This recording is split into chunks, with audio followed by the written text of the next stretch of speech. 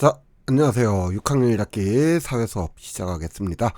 자, 대단원 1단원의 세 번째 주제이죠. 민주정치의 원리와 국가기관의 역할 교과서 54쪽에서 57쪽까지의 내용입니다.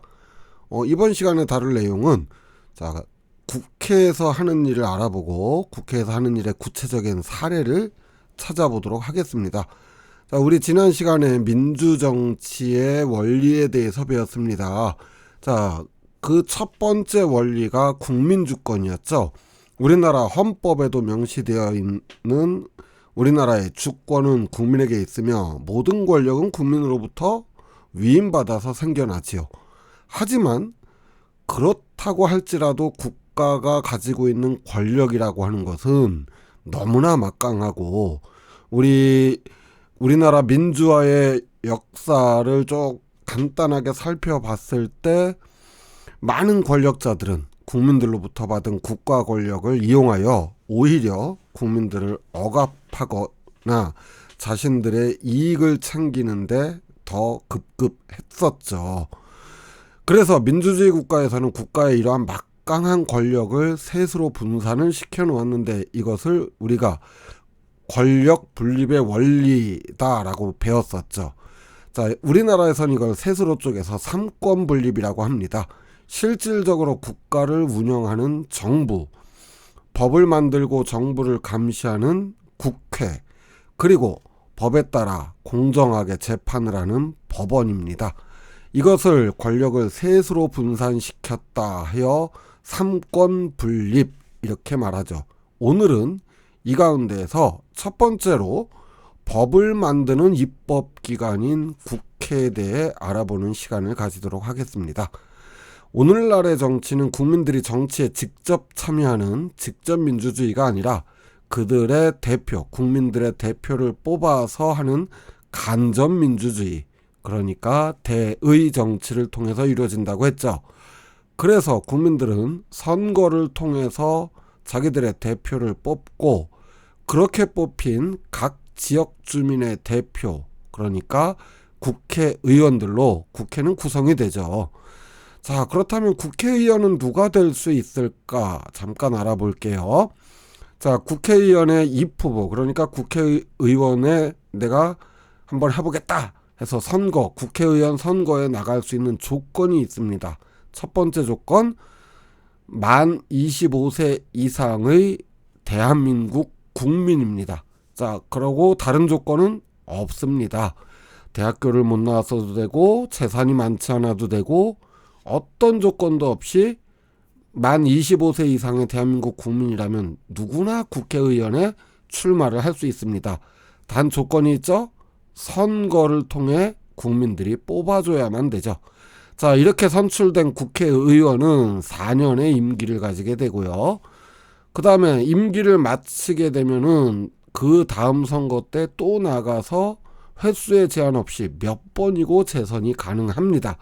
자, 대통령과는 조금 다르죠. 대통령은 우리 민주주의 역사 시간에 배웠죠. 한 번만 할 수 있습니다. 하지만 국회의원은 국민들이 뽑아준다면 계속해서 나올 수 있습니다. 자, 이런 국회의원들은 국민의 투표로 선출된 만큼 그에 알맞은 의무가 있는데요. 첫 번째로는 법률이 정한 다른 직업을 가져서는 안 됩니다. 그렇다면 자기가 속해 있는 직업에 유리한 법을 만들게 되기 때문에 그렇죠. 또한 국민이 부여한 이 국회의원이라는 지위를 남용해서는 안 될 의무가 있고요. 무엇보다도 나라의 이익을 우선시해야 되는 국익 우선의 의무와 또 청렴의 의무를 지니게 됩니다. 국회의원들이 모이는 국회에서 하는 가장 중요한 일, 국회가 하는 일은 법을 만드는 겁니다. 그래서 국회를 다른 말로 법을 세우는 기관, 입법부라고 말하죠. 국회의원은 자신을 뽑아준 국민들의 뜻에 따라 지역 주민이나 국민들의 의견을 듣고 필요한 법안을 만들자고 국회에서 제안을 하게 되는데요. 국회의원이 이렇게 다른 국회의원들과 함께 논의를 해서 법을 만들자라고 제안을 하는 것을 법안 발의라고 말합니다. 보시는 영상은 2016년도에 학교에서 선생님들이 학생을 이름으로 안 부르고 출석 번호로 부르는 것을 금하도록 하자, 이런 법을 만들자고 국회의원이 법안을 발의한 내용을 다루고 있는 뉴스 영상이에요.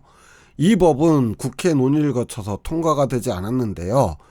국회의원이 법안을 제안한다고 해서 다 법이 되는 것이 아니라 국회에서 회의를 거쳐 법안의 적절성을 살펴보고 법을 만들게 되는 거죠.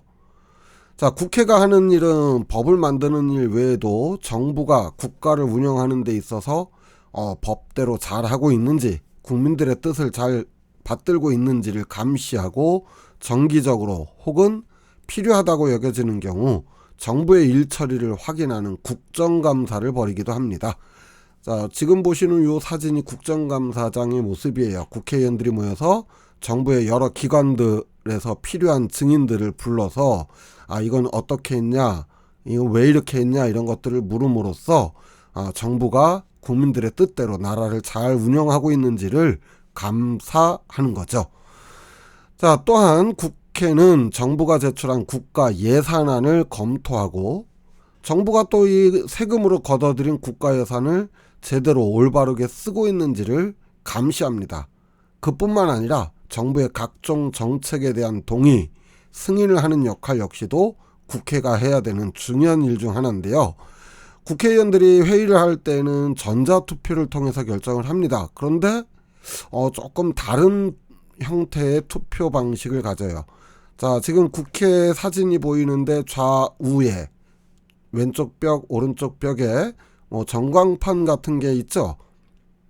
여기에는 국회의원들의 이름이 써져 있습니다. 그리고 국회의원들이 투표를 할 때는 자기 자리, 앉아있는 국회의원 자리에서 전자투표를 하게 되는데, 저 전광판에, 여기 전광판에 어떤 국회의원이 어떤 법안에 대해서, 어떤 안건에 대해서 찬성을 했는지 반대를 했는지가 실명으로 나타나죠. 이상하죠?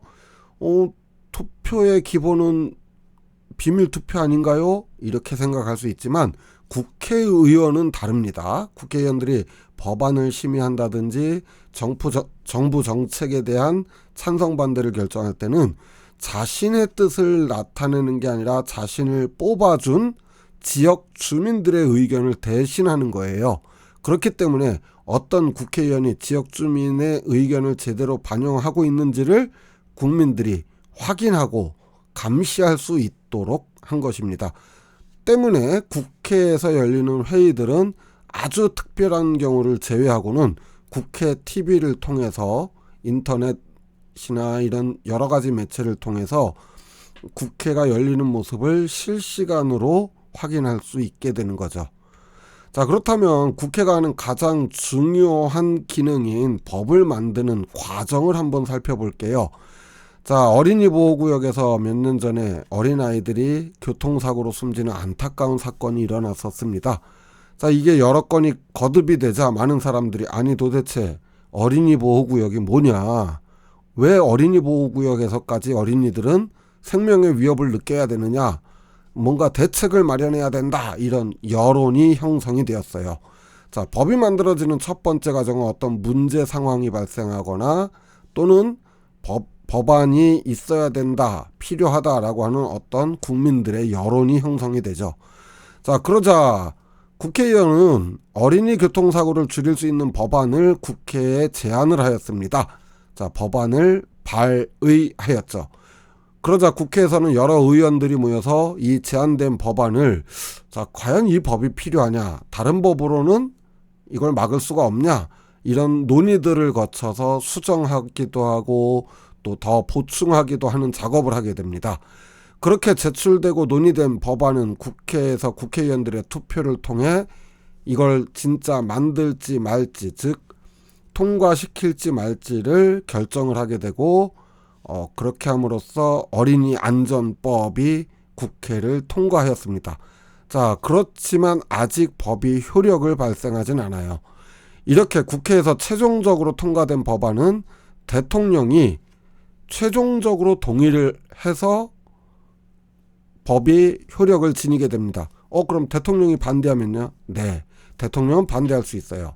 거부권을 행사해서 국회가 만든 법에 대해서 반대를 하게 되면 국회는 그 반대 사유를 생각을 해서 다시 올리든지 아니면 법을 좀 수정을 해서 다시 올리든지 합니다.